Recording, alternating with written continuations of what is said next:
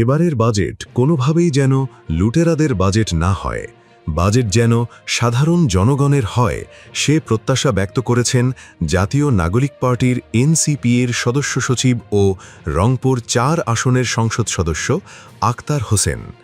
এই নেতা বলেন, প্রতি বছর বাজেটের সময় শোনা যায় শিক্ষা স্বাস্থ্যকে গুরুত্ব দেয়া হবে, প্রান্তিক পর্যায়ের জনগণের কথা চিন্তা করে বাজেট প্রণয়ন করা হবে। কিন্তু বাজেট পাশ হওয়ার পর দেখা যায় আগের বছরগুলোর ধারাবাহিকতাপূর্ণ গতানুগতিক বাজেট উপহার দেয়া হয়। বৃহস্পতিবার বিকেলে রাজধানীর কাকরাইলে ইনস্টিটিউশন অফ ডিপ্লোমা ইঞ্জিনিয়ার্স বাংলাদেশে এক আলোচনা অনুষ্ঠানে আক্তার হোসেন কথা বলেন।